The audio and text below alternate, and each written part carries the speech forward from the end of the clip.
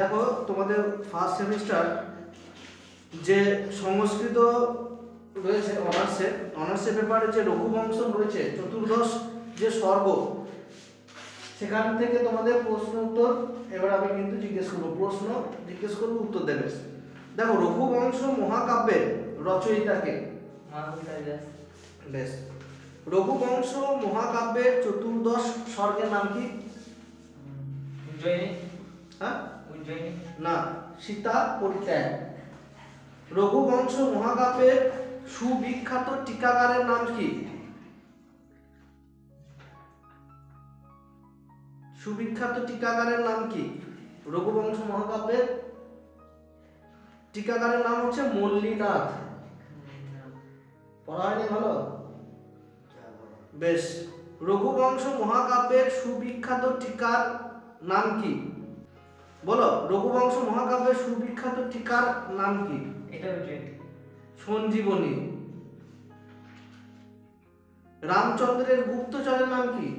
ভদ্র। বেশ, রামচন্দ্র গুপ্তচরকে কি জিজ্ঞাসা করেছিলেন?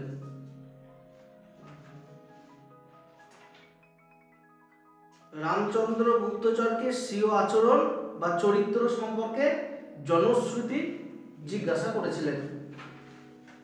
যশোধন ব্যক্তির নিকট শরীরের চেয়েও বেশি গুরুত্বপূর্ণ কি? যশ। রামচন্দ্রের বংশের নাম কি? রামচন্দ্র কোন বংশীয় ছিলেন? রামচন্দ্র বংশের নাম হচ্ছে সূর্য বংশ, হ্যাঁ, ইক্ষ্বাকু বংশ তথা রঘুবংশ। ঠিক আছে। গজরাজ কি সহ্য করতে পারে না? বেশ, লোকে কোন জিনিসকে চন্দ্রের কলঙ্ক রূপে আরোপ করে? পৃথিবী ছায়া। আচ্ছা। রামচন্দ্র সীতাকে কিসের ছলে পরিত্যাগ করতে বলেন? রামচন্দ্র সীতাকে দহদ অর্থাৎ গর্ভিণী সুলভ অভিলাষ পূরণের ছলে পরিত্যাগ করতে বলেন। রামচন্দ্র সীতাকে কোথায় পরিত্যাগ করতে বলেন? কার তপবনে?